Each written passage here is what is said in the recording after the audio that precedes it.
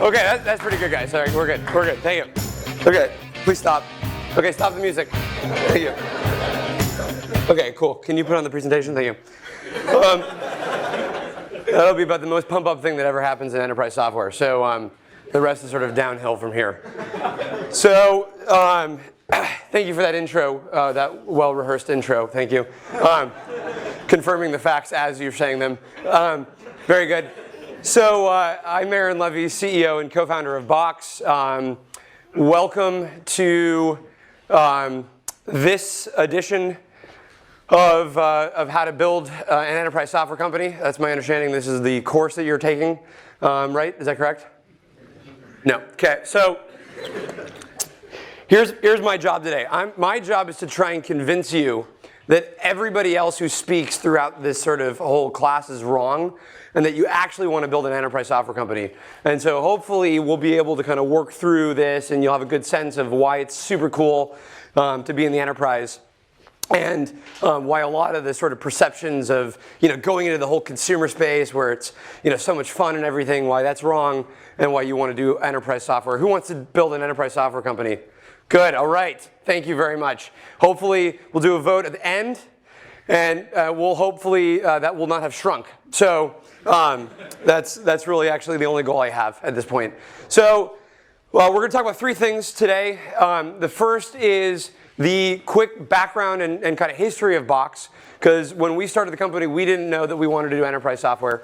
And so I want to kind of get through a little bit about why we decided to go after the enterprise and what we do today.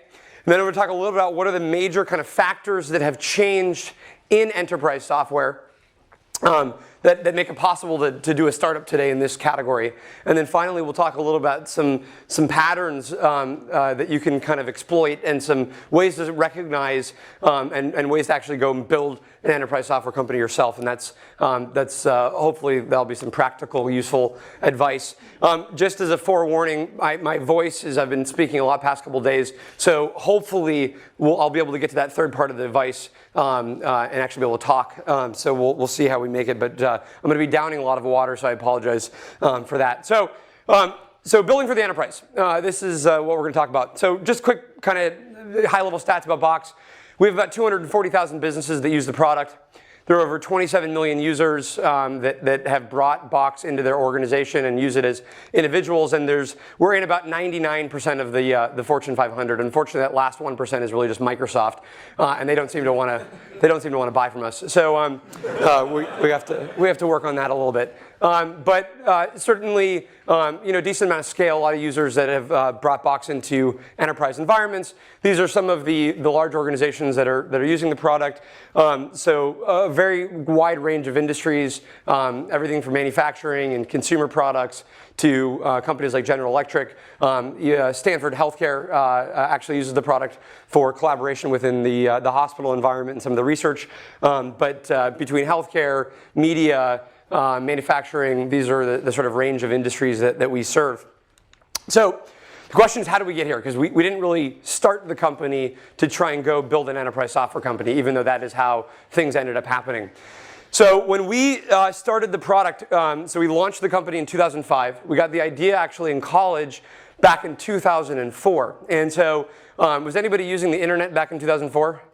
Okay, great. So basically, I didn't know if millennials use the internet. So back then, sorry. Okay, no more age jokes. All right, here's the point. So back in 2004, you might remember that there wasn't a lot to do on the internet. It was actually kind of boring, right? This is before Facebook. This is certainly before Snapchat. So not a lot of things that you could go do. You couldn't send people 15-second messages and photos that disappeared because you didn't even have a phone to send them photos. So in the internet in 2004, there wasn't a lot going on. This was basically what the internet looked like. Sort of a barren, deserted landscape, and this was the internet. And just to clarify, the happy camel's Google and the sad camel's Yahoo. And that was effectively, this was the internet, and this is accurate. This is the internet in 2004. Yahoo has done a lot better since then, but back in the middle 2000s, they were certainly trying to find their way, and Google was sort of, kind of taking over the world. But this was the extent of the world. So what we noticed in 2004 in college was that it was, for some reason, and this isn't so much the case today, but back in 2004, it was like really hard to share files. And as simple of an idea as that is now, you go back 10 years and it was either really expensive or it was really hard to move data through different corporate networks. So I had an internship at the time, and in the internship, most of my job using data was actually just to copy printed out pages and then put them in cabinets. That's what you do as an intern, and if you're not a computer science student. So I was like really good at copying paper, and unfortunately not a skill that has really been useful today. But it was really hard to share files. And then in classroom environments, you're constantly working with lots of other people, and it was also hard to share files.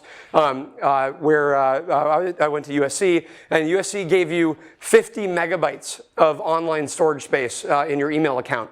50 megabytes. So you can basically store about one file. And then it would auto-delete every 6 months. So basically, I don't know who was running IT at the time, but they certainly didn't buy hard drives. So it was just like really hard to store and share files. And so we said, well, why don't we make it really easy to store and share files from anywhere? And so we got this idea for, at the time it was called box.net. And what we noticed was there were a bunch of factors that had changed in the software world. The first was that the cost of storage was sort of dropping dramatically. So in our business, basically every year or two, you can double the amount of data and storage that goes into a hard drive. So what was uneconomical 2 or 3 years ago, all of a sudden becomes feasible because the cost of computing and the cost of storage has dropped. We had more powerful browsers and networks. So Firefox was just emerging. People were using the much faster internet in both their homes and in the classroom. And then people had more locations that they wanted to store and share information from. And so we had these sort of 3 factors that all of a sudden were emerging. And I'm gonna sort of pull these factors back later when I give some kind of tactical advice. But sort of the first point to remember is always sort of look for these changing technology factors, because any market that has a significant change in the underlying either raw materials or enabling factors is an environment that's about to change in a very significant way. And so we were very fortunate that basically the need for data in the cloud was growing in importance, and the cost and the feasibility of doing it was also improving rapidly. And so we decided to put together this really quick version of Box. We launched it as box.net, and the idea was let's make it really easy to share files. And it turned out that the idea clicked. We got angel funding from this guy named Mark Cuban, and this was before Shark Tank, but it was very similar. And so we got this funding, and we decided that, okay, this is going to be super exciting. We are going to drop out of college. We're going to move to the Bay Area, and it's going to be totally awesome. And when you drop out of college, anybody drop out of college yet?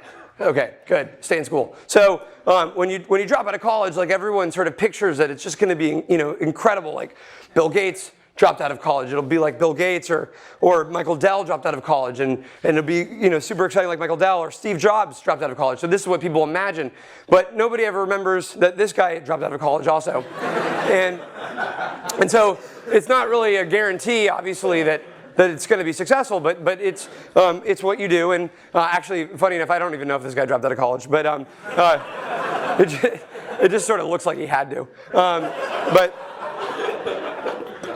And I apologize if anybody's related to me. It's just a funny picture on the internet. So basically, we decided we would drop out of college. We moved up to first Berkeley, and then we moved to Palo Alto a little bit thereafter.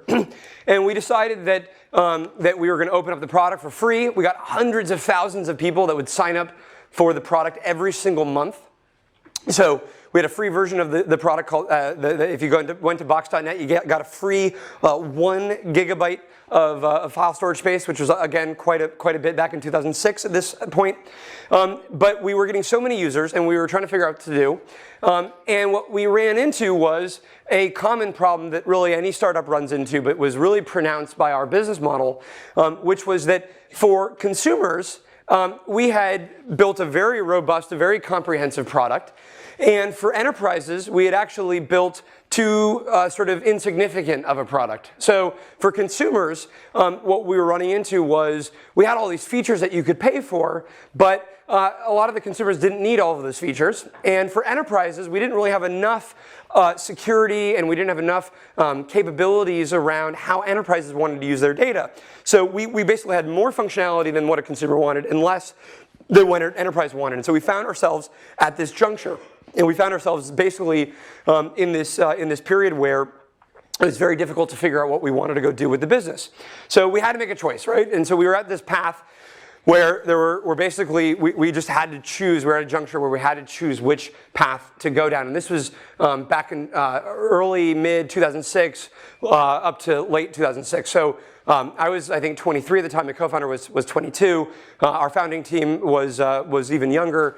We'd all dropped out of college. And so what we, back in 2006, 2007, we imagined, these two paths. And sort of the worlds were very, very different. Like when you do a consumer startup, it's basically just lots of fun, and you have parties all the time, and it's just super exciting. And then in the enterprise, you basically are battling these just large incumbents. It's a fairly thankless model because people just generally hate enterprise software. So that was sort of how we imagined the two paths was we had to choose one of these two worlds. And so we looked at that and we said, okay, well, consumer looks really fun, enterprise looks really hard, and there's a lot of competition. At the same time, in the consumer space, you are always fighting this issue of how do you monetize? How do you actually get people to pay for products? And in the consumer space, there's really only two sort of business models that you can do. You can have people pay for your application, or you can provide advertising on the application. And so just to give you a little bit of perspective, these are today's numbers, just to give you a little bit of sense of the scale difference. In the consumer world, there's about $35 billion spent on mobile apps every year. Pretty big number, right? The $35 billion, that's a lot of money being spent on mobile apps today. For advertising, the global digital advertising market is $135 billion.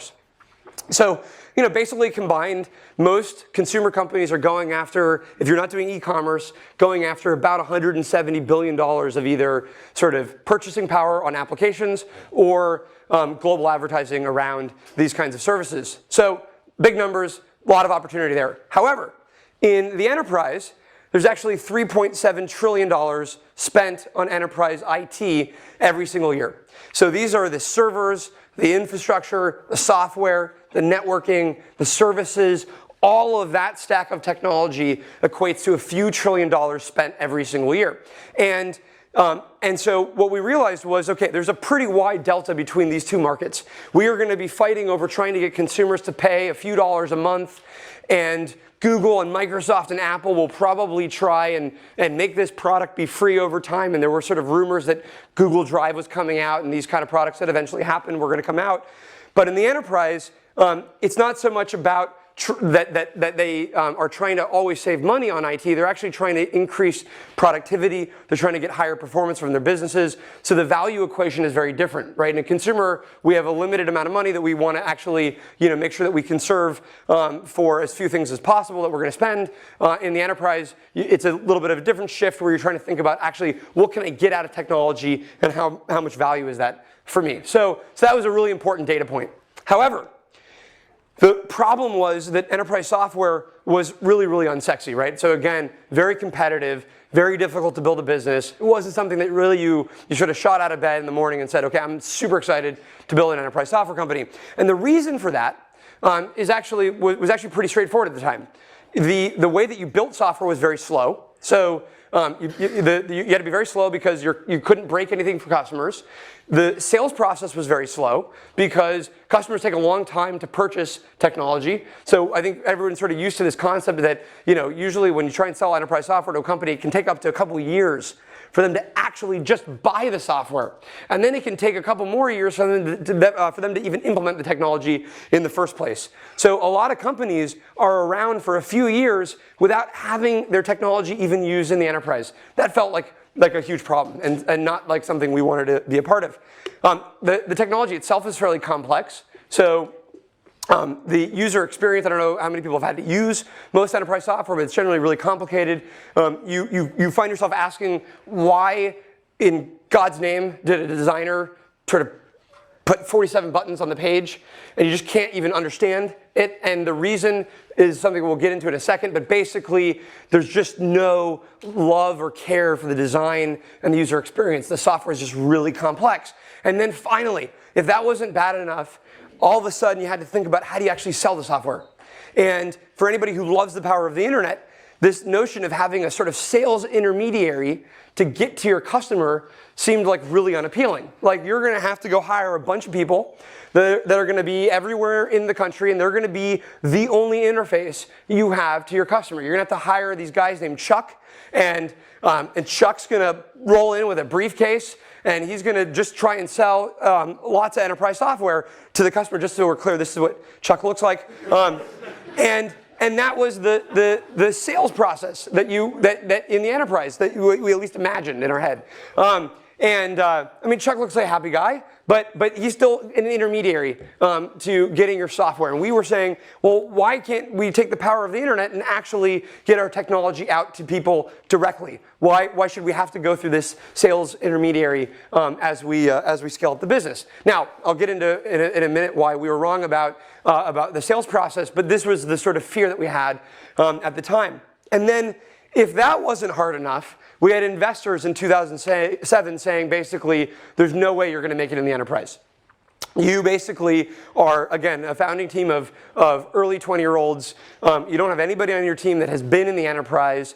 The Microsoft and Google and all these things are just, I mean, not Google, but Microsoft, EMC, Oracle, IBM, these companies are going to stomp on you, and it's going to be very, very hard to actually succeed. And to be fair, they were right on a number of areas, right? So we were a very inexperienced team. This was a stage we were just still early in our careers. My co-founder, for instance, looked like he was 13 years old. So just not really, just to be clear, this is what he looked like. So it sort of made sense, right? This is him as our CFO. I think this is him at 29, but it looked like we were going to go run off with the money and go to Disneyland. So I totally can appreciate why they didn't think we would be able to pull it off. I can't imagine giving him money. So basically, we decided, okay, well, we still have to go do it. We have to just give this our best shot. We're going to take the sort of scale, the consumer experience, the DNA of our company. We're going to see if we can bring this into the enterprise. And then we were very fortunate. We had an investor who was equally early in his career and made a bet on us because sort of with the belief that there was something fundamentally changing with the enterprise that we would be able to take advantage of. And so we decided that if we're going to do the enterprise, if we're going to go after the enterprise, that we would have to play by a very different set of rules. So what about the complexity of software can change in this new era? What about the fact that the sales process is very slow can change in this new era? How do we move and go directly to the user and to the customer as opposed to having this very sort of indirect process of getting our technology out there? How do we build and design for that user as opposed to just for the sale and sort of for the RFP process that a customer is going to go through? And so we looked at all of the factors that were true of the enterprise, and we said, we're going to do maybe not in all cases the opposite, but we're going to find what has changed about the technology world where we can take advantage of that shift and build a better and a newer enterprise software company. And so that was the decision that we embarked on. This is the path that we embarked on about 8 years ago, and that is why we've been focused on the enterprise. And so today, again, we have about 240,000 businesses that use the product, and the reason is we architected the business model, we architected the software, we architected the solution to work in sort of one specific version of the world, and it turned out that version ended up being the sort of the one that happened. And I'll go into a little bit about what has changed about the world that we sort of built our company around, and what I would highly recommend you, if you're building an enterprise software company, make sure to orient your technology and solution around. So that was sort of why we made the decision, kind of how we started to take on the problem. Now I'd like to talk a little bit about what has changed about the enterprise that makes it sort of so possible to enter it today better and more seamlessly than ever before. So everything about the enterprise, and then by definition, the software that an enterprise uses has changed just in the past 5 years. This is probably the most magical time. If there could have ever been a magical time to build an enterprise software company, now is absolutely that time, just in terms of how much change is going on within organizations. So let's just go through a couple of these things.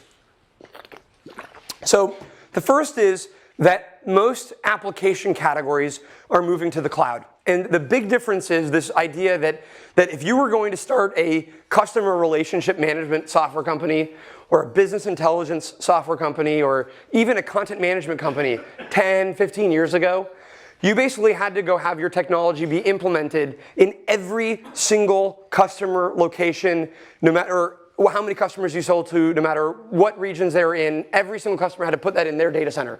And that was the flaw with on-premise computing, was you were repeating all of this work. You were creating so much redundancy, and it was then slowing down the entire process of delivering and building software for the enterprise. And then all of a sudden the cloud came around, things like Salesforce.com, things like Amazon Web Services, that basically said, why is it that every customer that wants to just implement a couple servers has to go procure the servers, put them in their data center, put all the security, all the networking around those servers, and then 6 months later they go live, and then a developer can use them in the organization, or same thing with an application. Amazon said, why does that make any sense today, when we could just put together thousands, tens of thousands, hundreds of thousands of servers and make them available on demand, and you just use what you want when you need that. And that's obviously the definition of cloud computing.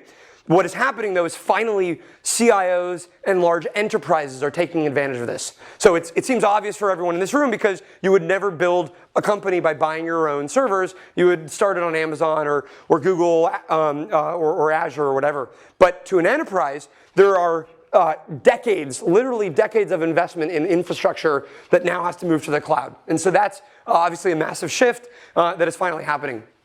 We are moving to a world of cheaper, low-cost, on-demand computing from a world of expensive computing. The benefit to building a startup is that customers don't have the same kind of friction when they're going to go adopt new technology, right? As soon as the computing is so much cheaper, it becomes easier to adopt new solutions, which means that their barrier for having a conversation, their barrier for introducing them into their enterprise is a lot lower, which creates a massive opportunity for startups. We're going from a world of customized software to really standardized platforms. So it used to be that you had to build custom integrations and all of the custom experiences on top of the software itself, and now customers are realizing that actually they want open platforms and they can customize at the layer above the product. It used to be that when you were building an enterprise software company, you could only really sell to the top 5 or 10,000 companies in the world, because only those companies had the wherewithal, the talent, the infrastructure, and the budget to deploy your technology into the enterprise. Today, literally a 2-person company can sign up for BOX, as well as we work with General Electric, which has over 300,000 employees. So the fact that you can now serve a small business anywhere in the world, as well as some of the largest companies on the planet, mean that there's much larger markets that you can go after, which makes it obviously even a better economic proposition to go after the enterprise. The platforms themselves are becoming more global. So our customers were international literally within the first couple of weeks of starting the company. It would have been, usually if you had done enterprise software the traditional way, that would have taken years to actually be able to go international. And then finally, and probably the most profound shift of all, is that because of mobile devices, iPhones, iPads, tablets, Android devices, the IT model of the enterprise has become a lot more user-led. And that's fundamentally important, because in an IT-led world, incumbents generally win, because they have the existing relationship with the IT organization, with the CIO, with the spending power within that company. In a user-led model, users are bringing in their own technology. They're bringing in it on the sales team, they're bringing it in the marketing team, they're bringing it in finance, and you can build software then around the user, which means that they can bring the technology in, then you can sell to the enterprise when they want to have better control, better security, better scalability. So you still have the same business model as a traditional enterprise software company, but the way to get into the company is now through the end user. Okay, So those are qualitative factor changes, just a couple quantitative factor changes. There's over nearly 2 billion smartphones on the planet.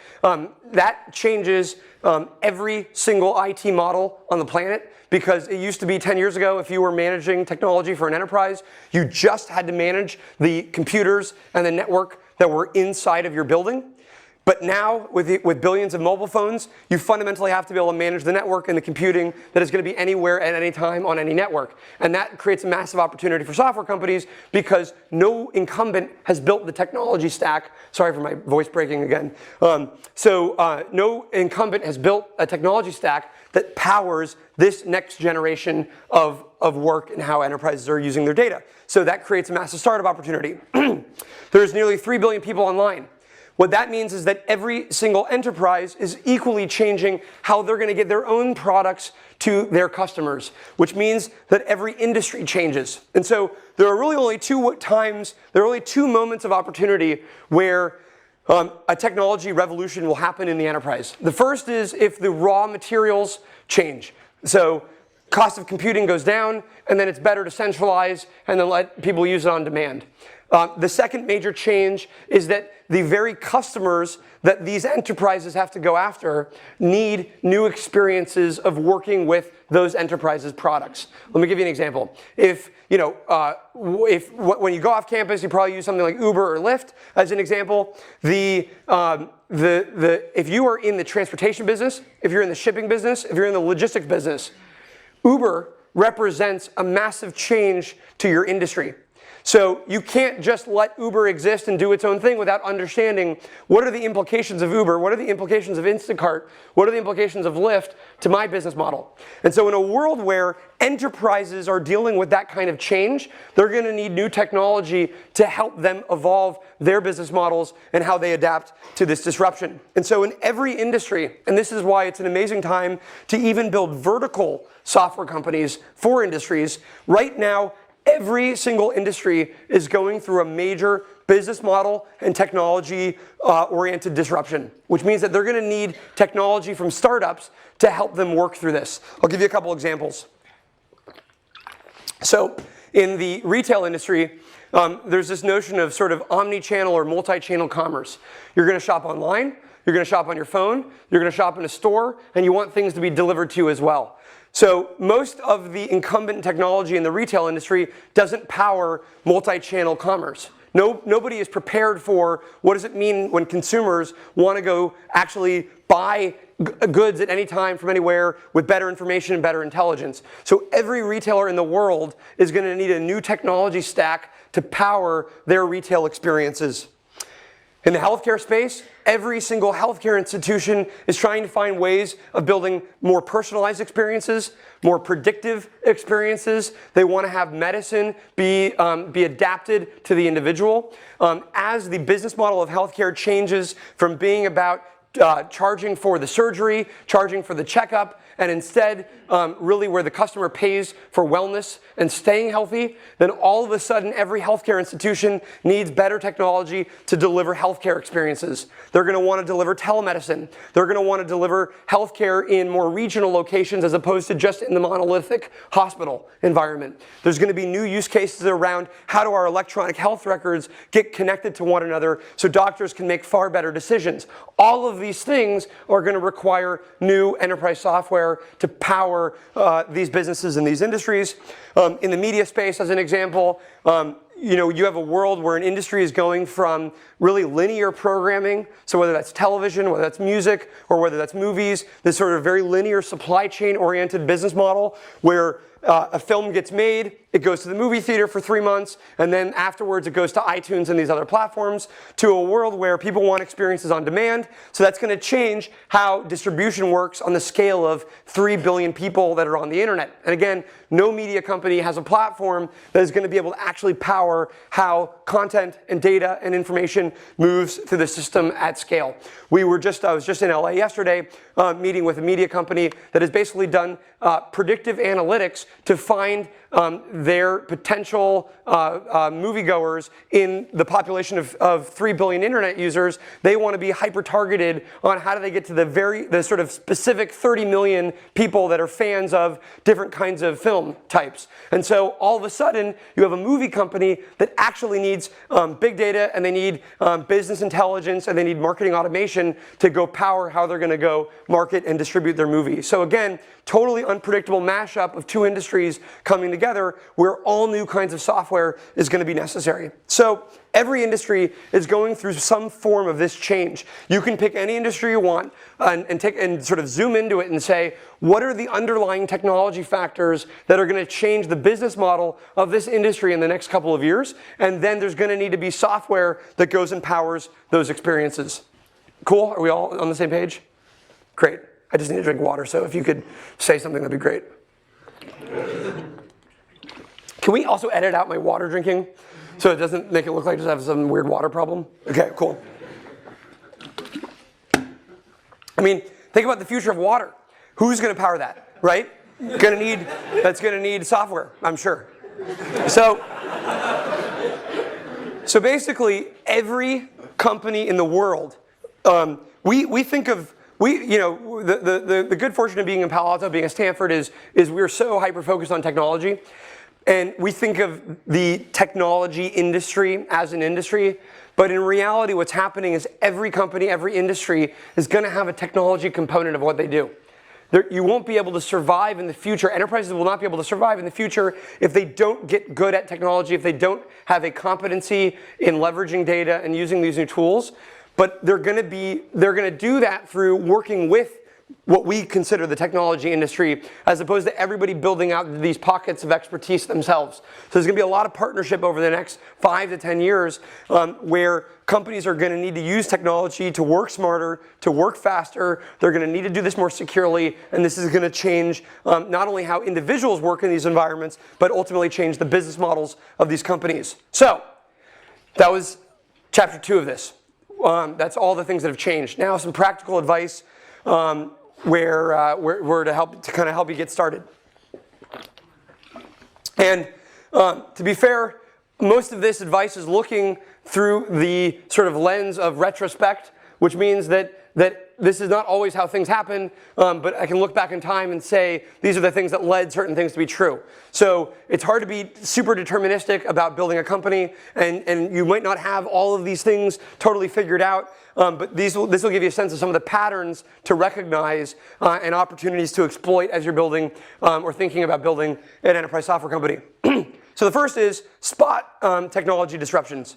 And this is going to be true whether you're building consumer or enterprise. The rest are more enterprise-oriented, but this is just fundamental to entrepreneurship if you're going to build a tech company. So you have to look for new enabling technologies or major trends, like fundamental trends, that create a wide gap between how sort of things have been done and how they can be done. And so looking back in time at our business, the gap was basically storage was getting cheaper, internet was getting faster, browsers were getting better, yet we're still sharing files through this very complicated, very esoteric, very slow and cumbersome means. So any time where the delta between what is possible and how things work today is at its widest, that is an opportunity to go build new technology to go solve a problem. And so as you're looking at the enterprise, the question is, what about the cost of computing dropping so rapidly changes what enterprises can do with their data? What does it change about what you can do from a business model standpoint? What was impossible because of either economic feasibility or technical feasibility 10 or 15 years ago that now all of a sudden is possible. And a fun thing you can do sometime is if you go look at articles from like the 1990s or even the 1980s, business articles about technology, all we're really doing is repeating a lot of the technologies that were tried 10, 20, 30 years ago. It's just, it was too expensive, it was too unusable, and we didn't have the enabling technologies to make it possible. So you can kind of see this pattern emerge constantly where something that was impossible 5 or 10 years ago all of a sudden becomes very practical. So I'll give you an example. There's a company called PlanGrid. Does anybody know what PlanGrid does? Okay, cool. Are you in the construction industry? You are? Yes, Oh my God. What does that even mean? In terms of plan grid or like in construction? Construction. I work at a job site. We build buildings. Holy crap, that's great. Okay, so thank you. So basically, PlanGrid. PlanGrid is it's a mobile application that lets you manage construction projects, lets you get access to your blueprints, lets you manage all of the data around a construction process. And what this team realized was that $4 billion, I believe, are spent every year printing out blueprints and making all of the prints and updates to those blueprints anytime there's a change, and then that has to ripple and cascade through a very wide network of contractors and construction people every time that there's even just one slight minute change. And they realized that, with the iPad, all of a sudden we have the perfect form factor to be able to load up blueprints and load up content, and this is something that could ripple through the construction industry, which isn't necessarily notoriously known for kind of high technology except for on the design side. How could they build technology that would make the data access, data collaboration problem really, really seamless and easy to do in a very traditional industry that hasn't quite changed for a while. So it was a sort of perfect discovery of a technology change in a market and figuring out how do those two things converge. And then this team built a great startup out of it that is doing incredibly well and totally taking over the construction industry as proven by this individual. Thank you. So the next thing is, in the enterprise, you want to start intentionally small. And what I mean by that is, you want to find, and this is again true of a lot of companies, but even more true in enterprise, in a user-led paradigm. You want to find the wedge that is sort of the very natural place where you can create a product that will slip in between the gaps of other existing products, but is something that you think over time expands to become a more important part of the enterprise architecture.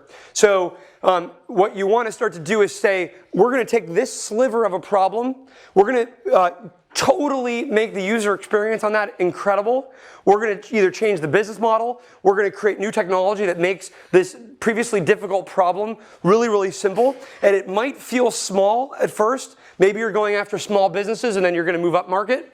Maybe you're starting at just a sliver of the use case and then you're going to expand out. But you intentionally start small because you will not be able to compete with an incumbent, because the incumbent is going to always go for the full solution.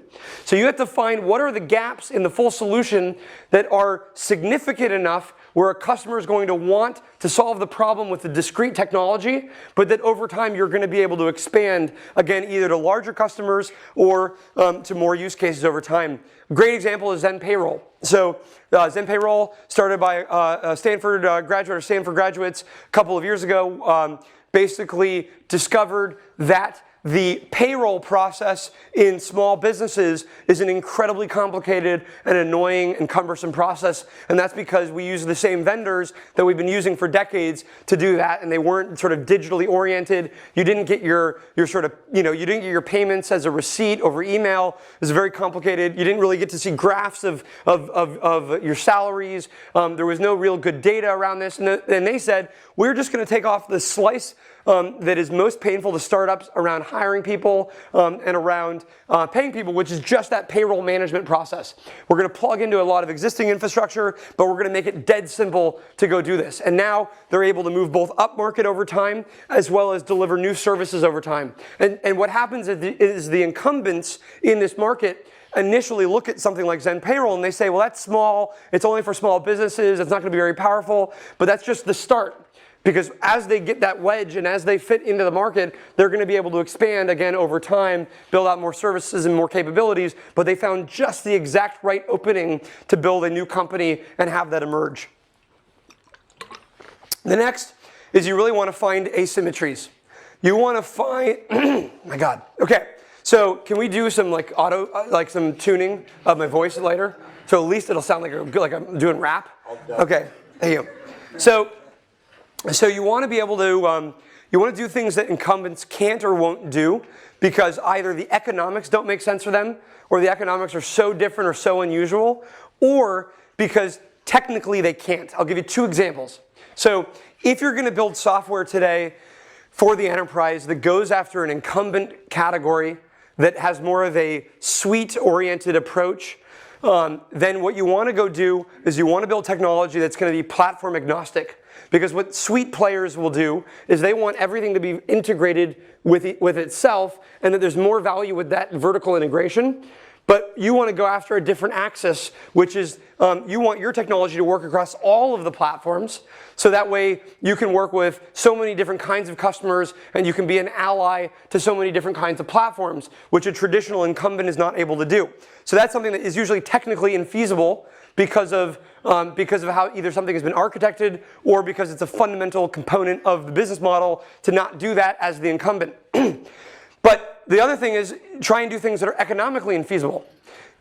You can look at the cost structure of an incumbent company and discover where are they not going to be able to drop their prices because that business model is fundamental to the existence of the company, or where can you find ways of monetizing the customer that are unusual or unique that no one has discovered before, and thus is really not practical for anyone else to do. That's a company called Zenefits, where they have an HR management software company that helps you as a small startup manage all your benefits, all of your HR information. And instead of charging the startup, which might not value that software at the stage that they're at, they realized that they could get commission from the insurance companies, and that basically pays for the ability to use their software. So the customer itself is not paying for Zenefits. The Zenefits platform is being paid for by the insurance company, and they've thus invented a business model that no other software company has been able to think of or attack, and they're equally going and disrupting a category that hasn't seen a lot of innovation previously, which is the health and benefits space within small businesses. The next is you want to find the really crazy but sort of still somewhat reasonable outliers within the customer ecosystem. So you need to find the customers that are sort of at the edge of their business or at their business model or of their industry, and find the unique characteristics about those customers and leverage them as your early adopters. So Paul Graham has a great article where he talks about living in the future and building for what is missing when you're living in the future. So that's a sort of easy way to spot trends and patterns about disruption that's playing out. The same is true in the workplace. If you find customers that are working in the future, you will be able to work with them to find what is missing when you're working in the future, and how do we build technology that supports all these new use cases that are going to emerge. There's a company called Skycatch, which does enterprise drones. And at first it seems very kind of weird, but in the construction space, in farming, in oil and gas, they're using drones now for data capture and the ability to do modeling of different environments. And so this company is able to find all of the companies that are at the bleeding edge of their industry, what is unique or new about how those organizations operate, and they built and worked with a lot of those early adopters to establish their platform, which is, again, really one of the first enterprise drone companies. So the idea is go look at your market, find the customers that are at the bleeding edge of the market who use technology to get ahead and that use technology for performance advantages, and then go work with them to discover how your product can evolve. 2 minutes. Okay, good. Okay, so the next one is, but then there's a part 2 in 5 minutes from now, or not? Is that not the case? Okay, so listen to your customers, but don't always build exactly what they're telling you. This is a really key distinction around building enterprise software. Your customers are going to have a large number of requests. Your job is to distill those requests down into the ultimate product. That does not mean that you're going to build exactly what they tell you to build. It is your job to listen to their problems, but actually translate those into what is going to build the best and simplest solution to those problems. It's really your job, and Palantir does this as an example with very, very complex issues, and then they distill those down into simple solutions for very, very complex problems that the customer otherwise would not have known how to ask for. You want to modularize, not customize. So build a platform as opposed to building all of the custom technology and custom vertical experiences directly into the software itself. Make sure that you really think about openness and APIs as a way of delivering vertical or custom experiences. Don't build that directly into the product. Focus on the user always. So again, the magical thing about building an enterprise software company right now is you can keep consumer DNA at the center of the product. That will always mean that adoption is easier. Your product has a much higher chance of going viral. It becomes easier to sell into the organization. So always make sure you bring consumer DNA into the product development process. And your product should sell itself. But that does not mean you don't need salespeople. So this is a really important distinction. Leverage everything about the internet, leverage everything about users to get to your customers. But you still will likely need sales as a way to help your customers navigate your product, help your customers navigate the competitive landscape and the ecosystem. So you're going to want consultative, very, very sort of domain-oriented sales individuals that are going to be able to be helpful in your customer being deployed and enabled in these organizations. But don't make that be a substitute. Do not make that be a handicap for building a great product. So you fundamentally have to keep the product at the center of that. A company called Mixpanel comes in through the developer and then over time is able to sell to that organization with a more inside sales-led process. Also read these 3 books. Crossing the Chasm, Innovator's Dilemma, and Behind the Cloud. These 3 combined, especially if you binge and you just read them all, you'll definitely come out the other end with a massive software company. And so in closing, today, right now, when you leave this room is an amazing time to go start an enterprise software company. So I wish you the best of luck. And of course, if it doesn't work, we are hiring. And then the only other caveat is please do not compete with me because I have a lot of competition already. So ideally, either come work for us or build your own company. So thank you very much.